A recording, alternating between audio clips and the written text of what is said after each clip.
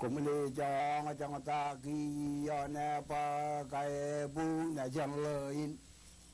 cũng lê cho ta khi ne pa cái bu ne chẳng lời Jiringi ta li manu ta la toi wa toi jiringi to la wi ta li ga la wa jira mi bi ma ka bu lang lang ni ngi mu nan guru jodo wat nan goro jodo kala abung do ana ma karra ta ba dai do le ji li ye ini ni jibri do wat Komolan lala to kalau pendre kageri nim jabi utang ini mukado jaran ni komla guru jila komru jin ran ya nang ni ran ke kilo ini ran kai wa ini binin tanah malala biro binin jika jaga jagi janawan jika jaga jagi ini gejala itu mur mani ni matang laga dan malangir kole jibugi togi jibugi mani rai tilie ragai tilie ole akam kala jale iligi jale no to mayal jana makar gigi majala bungi lino Majada ane kaini ane la tagi yang takala tagira taga jone majala batago muru yari tarwa kolawi nga kolawi rega jabala taga nanruo jokorino jokor no bigi kala ko yaude gajan ligini kadben ligi jaragilo nagara ini Wama na jawa boje me charaga talago jalaro dion me toin Eli papang laga waja iri lama tiga cini kali. Aku cara kaca nuare me jama kapalang lalu katan rally merata. Lale lain giam tergiang. Lalu relang ini yang je tagiang je tagirokom royal lagu tergiang. Muru ya lamarein capala kemuar yang loyur yoligi nami melakat cigrang man wain eni bigari tu ya lagi lamam tu ya jawalo puji kamaro lita buita ini me cigragi toni najim tog maya jimin re tal telia capala tagajani bugina jeng legi wa ini kulit jawa tahu diardak bujin nang bukan colok ikan mejo tu kulit bing ini ngoelal gaya joni beri gaya ya ko komodum jet virtual nalele program yon meja to imjan laure to meja to in kia program ini kanan rejang chapre dar mit ikichen alben magdit gain wich rejwalo ijin eno tage kum kanan rong imek rejwalo ikichen chaban kanan Pewenado Chabreo nan ko katido to kaging an programming email ang magdo kumnaj lui ijillakun gain ko imrejber yumuntal imonagan Robert Ramos Enterprises eoim kamagdo alaben magdo gain an alele program yon mejado to ilo dialin chave jubulio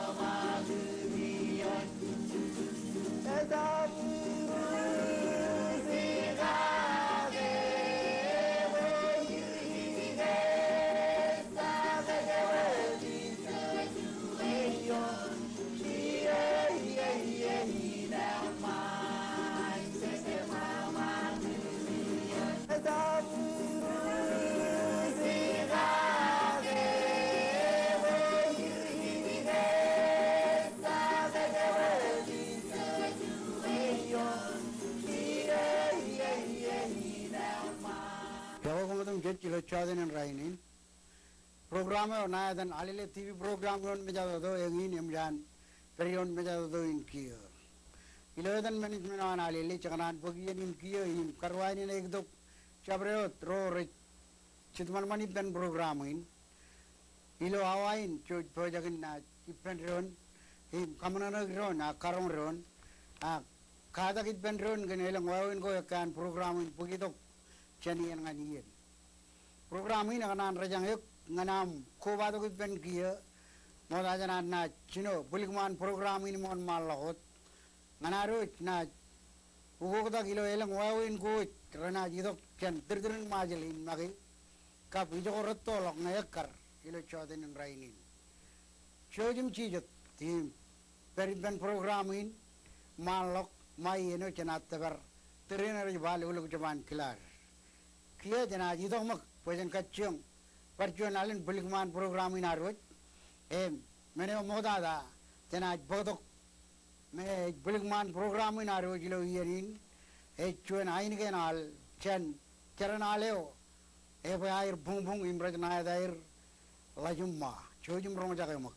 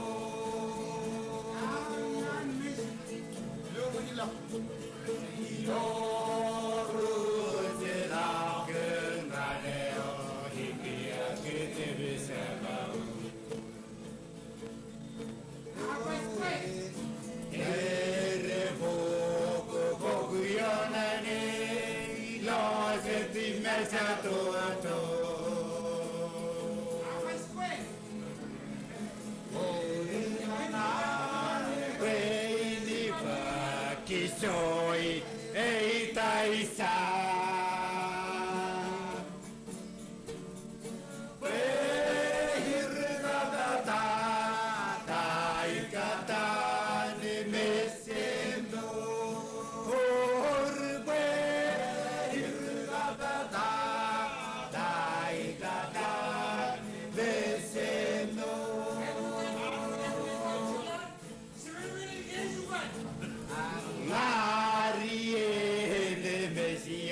Syarat besi badi pun sesi Erbo kopoku yolane Lo setima satu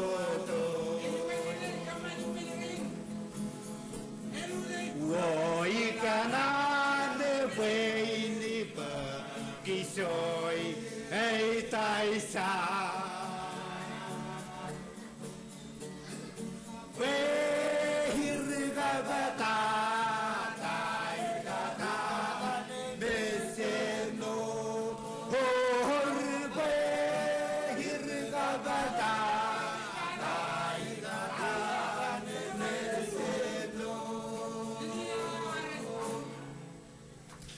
Engin ala kaballa program in aro challa jumma charanalin akya jana ido kiya bajen ribuk program in aro kilo chodan in rainin emilo yenin chadabar derene me yakan pukjo human taidalin bidak bein bubum chumma iloan na kadabla kjo ngan chuen yan pijago chen collection an chogun tibrum pijain kumire manajum lo kiya ilo chodan in rainin pijain chuen irojla balat ilo radakin legawin kumire manajum lo agirojla balabin ejadan namu namoin echap namoir miyo ak namoyo nampa chuen im namoir miyo edanake lain leo erik dada ilo pam leo an temengem chajua erik jal leo erdolo chirik janim rajnayadan iroj labla langmoch ligawin karchuan iroj labla be bayan kabel megar angel egar oren kangal ngan roj ron yon ailengin monolap kaparilo chat chikin ilo majalin kayagar ba ritola got egar ilongan mot kucai cugulo alaban mijen jugul kejrio jalok erio jalok mitongan jabor picture balin machinery ak evangelize me ari do ita lalin are ang majalin relik radak kwalok nanin kojbel ak nanin chen kojbel go egar juan irojo bumbung him chalalok jan eno dami remana jam loy menai kabjere chuan paibel kojbel pijane jito jan kolakkinan chogin meje jalu je kia ar kamanilo ailengin chalu chabor ak chabor chalu ilo iene chondagin radun jon bugu chongoro mijane iro labalabin ak ragagi ne pijaye nabjin moyo man mijaben keren mejinere ar charbal jagan ilo iyo kanai engane bijayin iro namo elang poe na do rablang gen ligawin kagar bachon ligawri got tim ido idak malan majalin kwalok kojbel kawelo elang armich rarkan no yawe ilo yeno arjagu pelgin an kamane rom chilu trebin ani do idak ibalagin majalin kwalok nan har ceblaglangan cebor calo bakcuan nangin me egar jergaju echai lo yeninot me jawar kejbel lana iro na ro chen kej ene unnar gar jabrut tolok loy padap even goror tolok ramaram kemleli kejwo chen chalalok janawan ligawin melap dadangan reino nugun me raberi per rainin Pwede na do init kalikar we changar or nejini me changar e pelili agar chuan ligayo agar cerbalot ngani roju me changar lamna gine pelili ilo treyo ge bug mi jawan chena bugi melelo ko rum lalok itpen iroj murjel ka ligaro chadin meroj me urut kiya nganair kemeli kejwa jigi chen me uran rorair le ulle be yanganai eno de lana komi remana jam lo namu nampachuan erik janchinen murjel ligawrana chadin irojrana chadin ewe engane bijayo program ina gar bogdo jan collection an chogun de brum nganaro kalimjak irojana ar ilo lang jabna yeng jabre darmit ranan bugi melela goralla blok ewe chojum tar armit rein jan program in kwala wingan gom Elang ayor melela ko rawro kumkalan kubuji achubarigi. Kia jana jemmagat jan pijain milo train jana kachoma kajaman kajut ilar na pagada rutoro jar chan tiudin manair ligla ko chuani kuri lalemak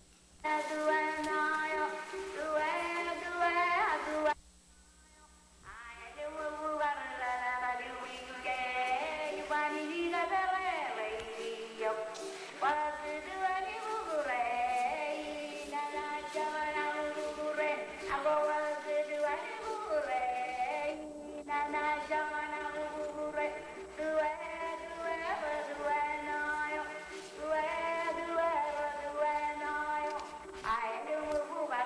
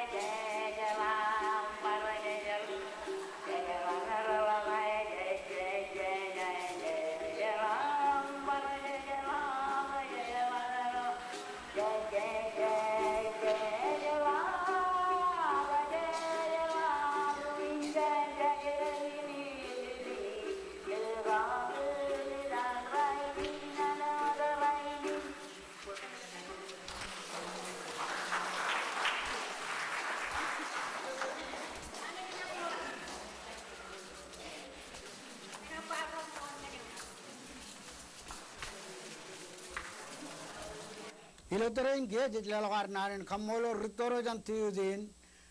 elgin aroit lo magdin rar komanangan ge em kia chanaj bagadok program or rajnadan pidak bein chiburim chummar ak libubum la jumma eo meij borai not bogli lok kejoj ngan eleng iya ko romo dolok ngan ar kadak kan jala ko ar magi igi chen chaban kanan ak boy nado ak kala ko murni jugo reberi lo pelagin majalinar e milo yenin cek bagadok juan chaban kanan ar dok kachidak igi chen chan rigachidak leng rain stand by ilgin programin ngan ai ledok eleng ai gujin kachidak igi chen boy nado chaban kanan immen ko e logot nano aridok kajida kagangan programin me ek magdud giya yumun pedak bein bubum chumma engin chejwa taragien chuanin na ne ba lat taragien eno ke ek jagilo ien ko checherbal kagi immur kagi ek pribirion nan ien chun karik jala boy ien e chun I mene oyalap e auruk im chechen melele rebel dagin I roj wat e melele ta ien e oyar kampan ien im jor ien go boy ren em magit ngan bulane an magi ritoro ar ragar ballo mejallogun e cha way nin wat em ragallo go ien religi jab jane ilo pugu cham lagun pada ragallo go elap e mujina rar chuan kajana idurun engin tarak ien melelen tarak ien kajbaruk ien charbalgan ien magdgan ien immurgan ien ewi jona lat ilan ritoro kalimjigi kerar kine nanin ilo chuan chandaj karuru ag eon karuru kajba tarak ien egut buj elang wawin ko rej eja gipen ien Irgain program inar melelein targien kajbarugien charbalgan ien magdgan ien maurgan ien im maurum chalagan ien ak kajbarugien ewi jonganan ritoro kan melelegan ien karek dongan kejang raini ilo mol program ini kanan rajang regajidak rain em roraj rong jaga ilo dirdirin majalin ke ien meneo majalin e kokuren rainin em e chap ke jangot ilo majalin arang ak awlebel lalin rej kokure ien rainin e ban chui ar ke jarbal ien elem nan go jitrong rainin elang e chui jadalem ida ilo ien em kabdada ek arrong airba majalis time echap mol menin ritoro ragar chala kadrabal ien ko air lilo nanin taragien rarba elang ien kajbaru ien enchap ir chon pungdan ilo ien eno take kajbaru ien charbalgan ien maurgan ien magdgan ien taragien raini ne jarroen ien iperang elam tada ipen ibin ko riglok em kaju kumani program go imagina kokure lang armit pa ko rally da gawa chode nin em magdine na pagjigin majalis time melelen rally da gawa changul jonawa bungnin e jorren hien unin an pulen gari da kajidagin dargien chujen chebelangan hien inan ritoro me ejmoim chechet imejamin ugube hechebana dien na chiang cherbal ga raini kejang orang yang tigrim cemal delet pacar kada kilo cet kada ko chula ko ar ei mujina chebela gadam kokure ien ko ar ngai jagar chebela gadok ngan majalin em loge chalok kien ko re chudak ngan kejbar ko ien e ko yakrar na kar kokure ha e jagan kejalak chebela gadok or chuan nanin kabile klebele be chudak iman mejer edam targ ien Kau unar yang kokure ien kini kecengak kencapan kenanin. Yang ane rajba majalis time rainin. Hecap American time ak majalis time kini American Kejarabalian kajadian ijogo irlagot. Ejamin jabillo elang minute timchagan. Kertoror kajudan nanin targian melelain ejamin kill chalok minute timchagan na jole. Chakaran ngai chalok ay rawa. Ha rek awa gan chawe baga alang al mengo ilagot. Alang rajba ieno janat iyon ronme chilu awa rainin rajamin kualok boy chilo awa rajba malgo irkolo rainin chujna jipendron jamin kill chilu awa iyon malgo irkolo yan iru jawal ben perijam aramarun ba chenin bagayo elgina raile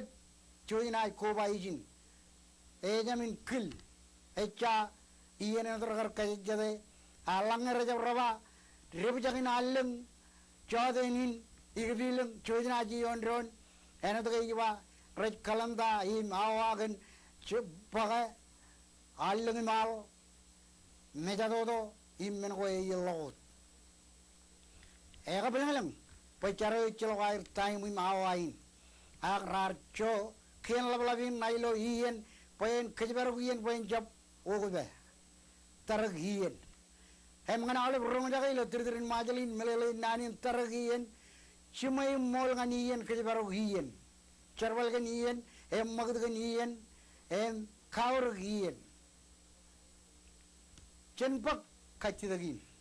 pen mayir ya uruk, mayen naj orar melelai gan kerja baru gian, cerwal ganian, cejakan marangan naj wagelo, kerja begitu cakadel rainin. Ak jelikun cakadeli lo kajibaru iyan.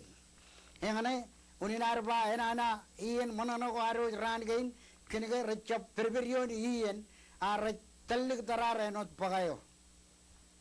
Chojin choj kubala ko bandraga tidagrein kajibaru iyan. Program ni kadiri be awal program jage tarag iyan chodenin ebo air melele. Kenbenin jenat mag tagalang ngailang katida kurum lalok tar regaji tegrein ngajap tar aliliom. Ewa ilo yerin kia cenat magut cenizin. Cenat itu kia nganar rong jaga cuan al cenceran al eo jan bukanin waja ilo ailang ailang alolak. Cujum rong jaga mak.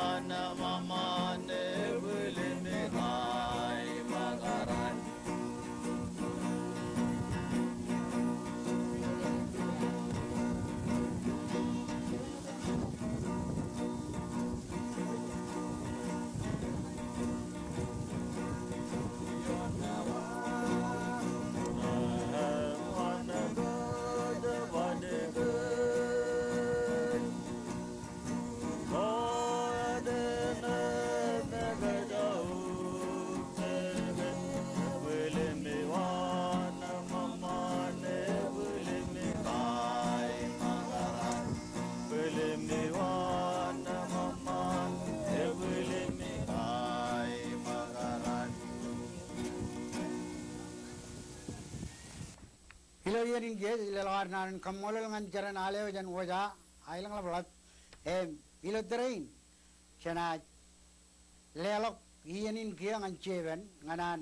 kamane chuanan kachidag nuwa ipen chirigalavin igichen chalago jari lo lalinar chojum batlale mak kachidag nuwa Jago kumutun jadi belagan mejeroin.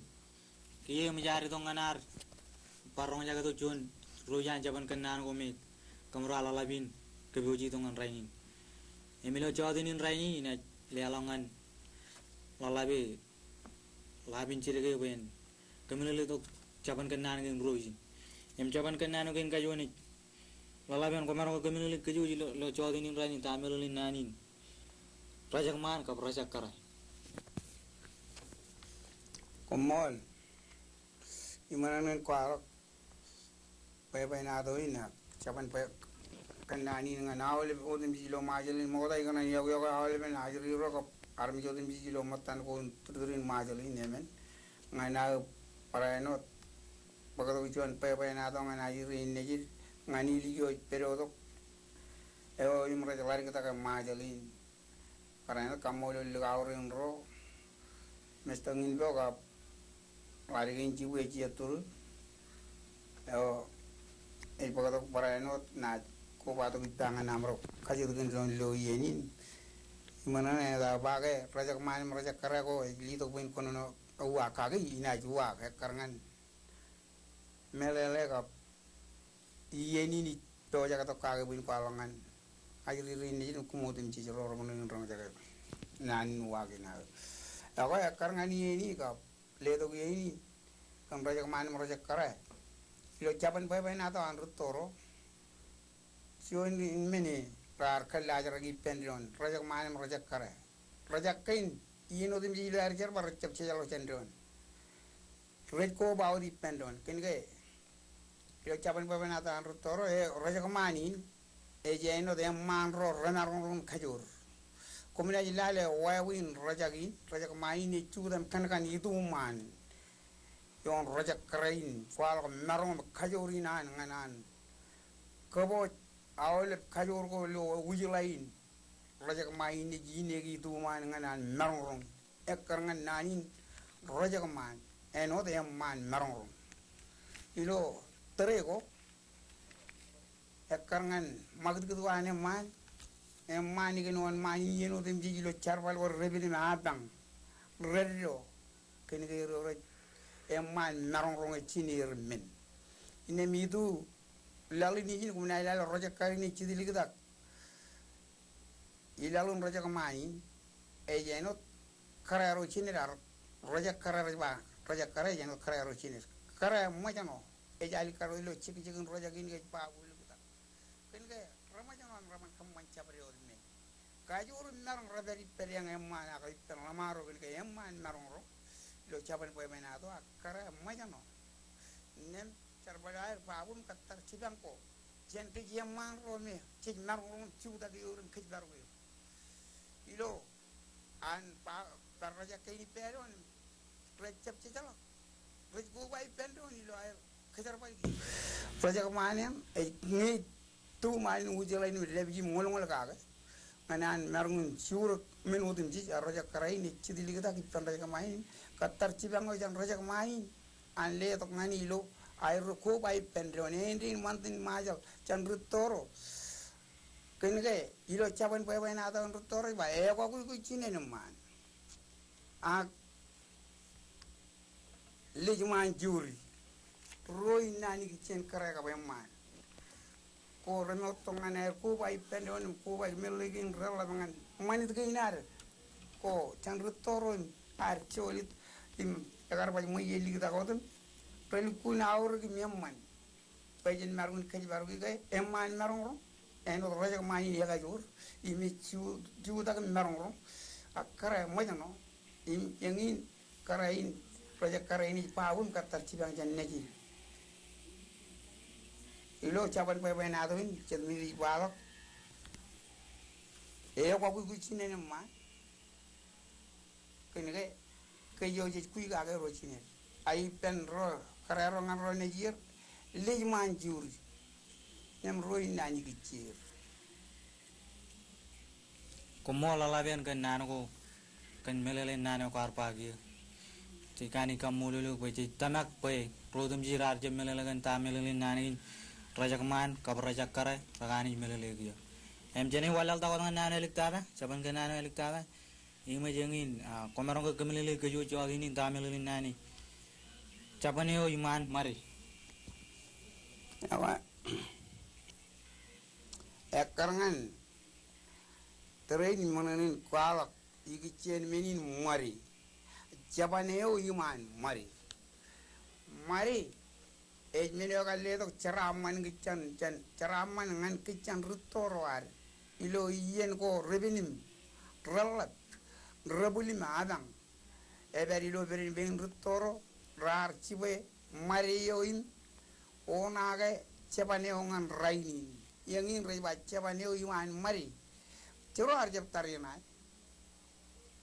Raran arjab tarinai. Aja beri lo Japani ligidak. Sen man mari nang rutoro rar kajaban kajero. Kajuj.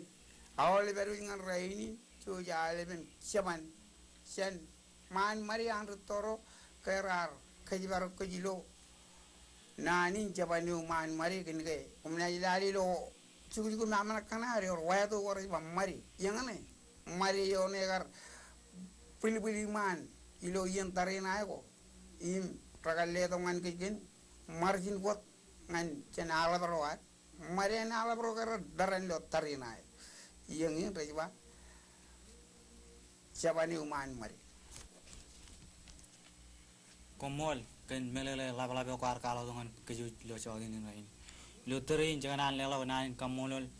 ngan kumudum ji kumar ko ilaw to kumalo ji programin amro ngini be ko bado ko ban labi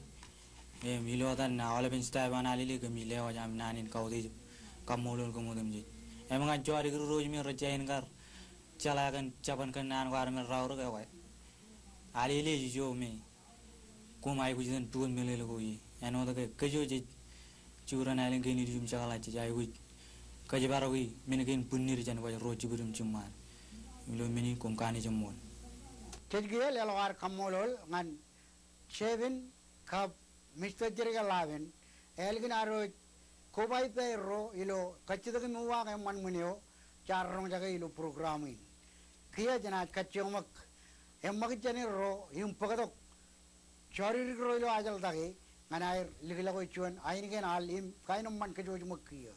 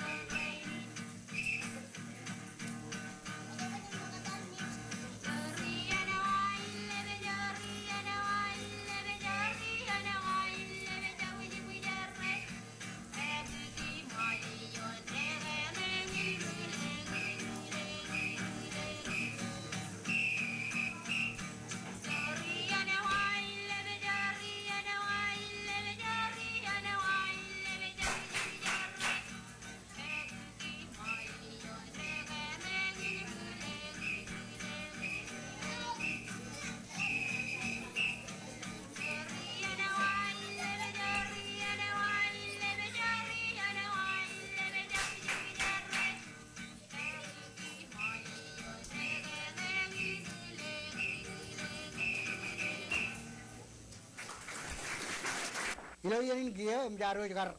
lo magat ini pureo jan chori ro ilo ajal taki kia cepat belangot Mr. Aranto lobo ebo jak yon meja to in kia ngana ligla ko poe na to an ilo chodeni chojim kuba magit pen Mana ilo chodanin ranin wachabar chino aro kuba ipan ronem chichilelagar nanin kamolo lanik ke chamarangun pere vageron milo chodanin ranin ignan leo yangan kayuchon pemanado ito kajan ailing ini wadaken saran kamen niwawayo chonin nan kamen niwawa walagum chawarum ito kajan ailing ini wadak ilo iyan eome lamaro rar kamane jonwa ilo ailingin peginni ilo ailingan igipin peginni emgerit chigijik wain aridok cari niba rejidakken arwaro igtak wayangan pagadak kamen nuwawa ko air igichen air pagadak kamen nuwawa malalen nani ne yakan nuwayo eno kabicengan wayo rej pagadak nanin kamen nuwawa ko muncet pe kage we nanin wayo jigtok mangay nuwayo dia rej kerar carak kalin kamen ni wawayo rej ba lim ni wa tagi ella lagu yang wain agyo likyo tagyo like jan chinimen aline kwalo kwayo ni jome rej tagi tagi lo yalo tagi jan ailing ni wa tak cedege nan rana iyo ko lo har na je cara regem laglo rojan gain janaj malale ayo ceberim ayo je rololi dia ge arami jirin rotte bardok eni watak rej itakin kamen nuwawa ko airim rori tak nailu ailingin pegini drorim rej kabice kan wayo rejege ke lak wayo ilu ailingin pegini rar carangam kayo ko lomokoda ailingin otto kerai kayo lo ailingin otto hewan meto leo yotto eten wagar ikan wayo melelen wagar ikan wayo eten rube wayo ijoge wayo aja pun brut peken ke bar cetro yang mani wayo pada ilu yani nge cikir kalau kailingin otto aror cet yang mani neojik kalau kajan kailingin otto peren najri kalau lamaru iwayo emger cara kajan kailingin otto cara kan warga yang kan kailingin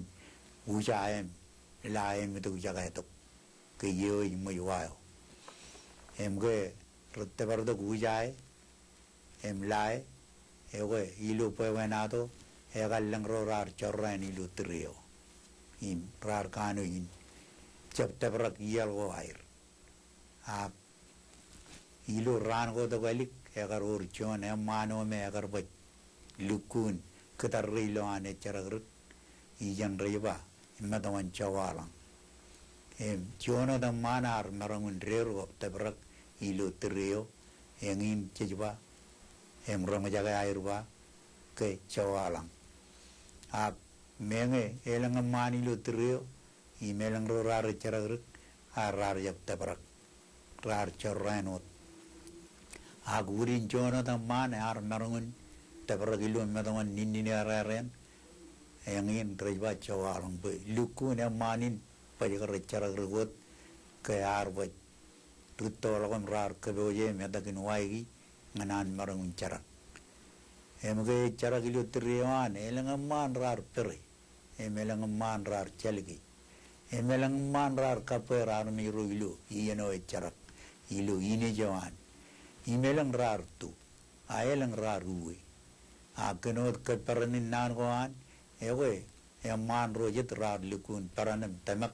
kiena armi jan tabrak ki ruru ke ruru awal ben loje na manro ra yuri emi chigi kan ruru an ge ba chawalang ki me to ne ai manin me to dil tak che karuru chetrowa chedgi karbo chetru ilu ran go epto komunja kanajin jo iperim po chetrowa chet ke jang raini je jang aj po chuo de darang ilu me to an che ta gi nibin ka bo na na chege en po jan chi chuo chege em lang cheng te brak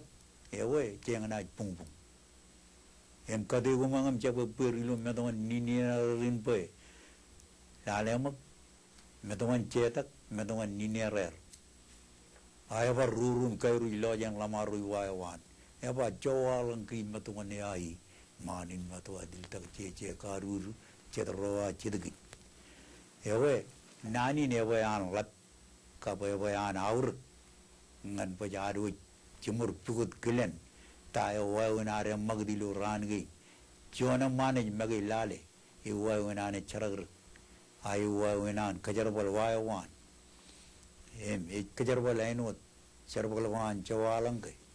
age kajar bol ainot charbol wan lamaro lo giman ge e wo ji kairi mak lale ge jilo medawan ni ne rar ge po medawan che da ge medo go ro go da da po medawari gi medawari gi den mi ro tin mi jo medago ge rri ga chi lukun kajbar are charar gi bo en jabor charran ngan gi em imanana bo imarang kal nan gi ngan ran rri galap perin lukun chala tayo wawen kar meurilo an lamaro etto em lamaro etto rar jab ki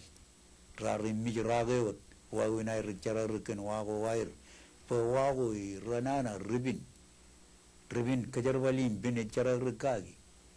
ken ge wo ude chen ailing an ailing koi pio chen ailing an ailing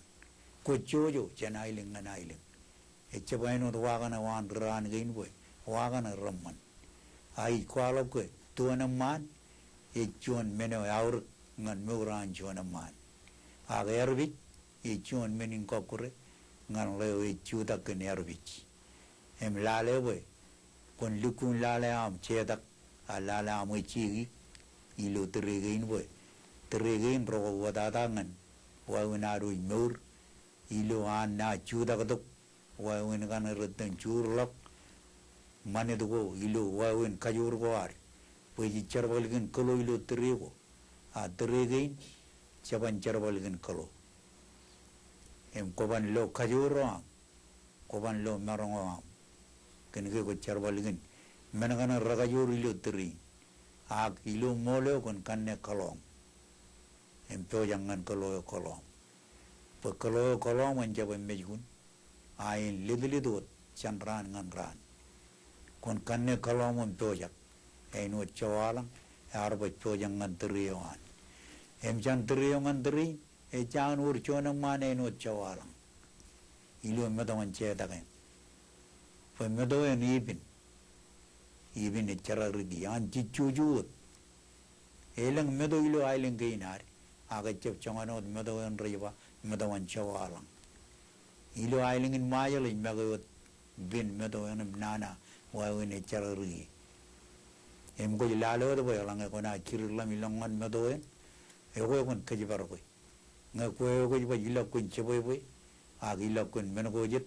ko bu yen wa wa e go kon kajibar ko an na mo chararigi kon chapur kon nur emi charar eno chawalang kayarba chawalang gi meto ne ai manin meto adil tak che karuru chetrowa chedgi melwan ko anchona man magi tildeno anchon kare magi em manim lu chimunwan a kare man til chedgi chaban gannan ragari gaur kabulat tawajair ngancor giri kerana kabrana rirut tawadak ilu ailing keinari pokoknya ecap ailing entol ailing go ririk ailing go ragau batata ailing go ranana koi kade pe eno ram tabrak ako kadeu pen waram menugo jut tutoro ri kadir pen orair menugo yor to jair nganir elang air marjin kot elang air korailim elang air meni awalen mengi ne jwalang nganir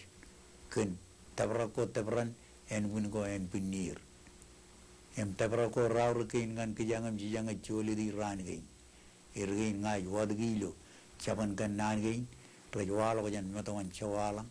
am metawan ninerer am metogo air labot pe yor tabrak em chicholi di chandro churim chimal lidak ngan raini chichu dabu dioir kan mengain wadgi tongan kum koraile marjin kot manadu kore aide man katudu mengain awle reido gilo yalan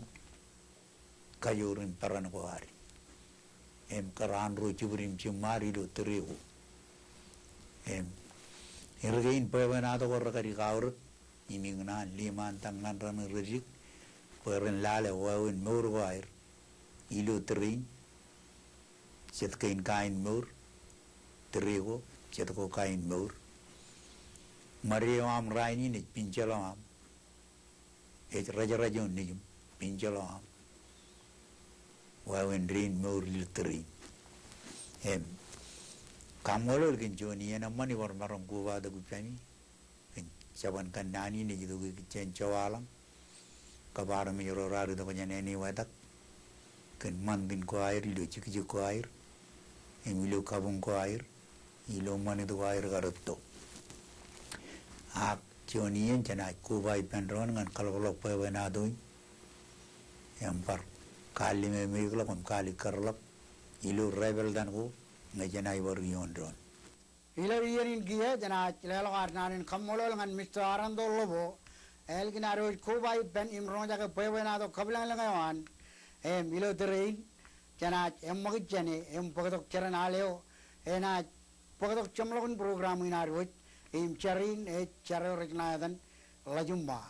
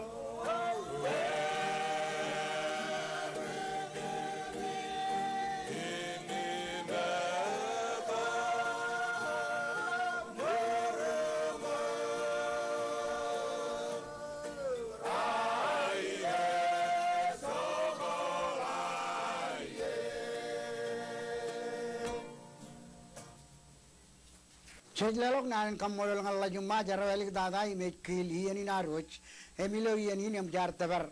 derene rajwa lug japan khilar chevro maj akanaj ke jangan ke eril warta bercum lagun program ini nanen kamolol kan program ini muka baru cimuri ko lok ro rar tiljek im kubai pen program ini cino nan charjarion meja doin ma derin mjaro tabar terene lug japan khilar hare nanen kamolol ena iyo lok chicken game telagir College of Microbiology and School of Tropical Agriculture in Science, Cup, National Park Services, image book all of an Erigo, Igichin program in Arwich, Imman Chogan Tebrum, Memorial Trust Corporation, Eo, in Yaka and Pukuch, you know them shit, Human Tidalin, Actaragan Kananin, Pitagain Program Chuma, and Piagoan, Imman Robert Raymond Enterprises. Eo aro toene tometo igichen nur manet ceramman ilot ialin menerjwa caga jubeli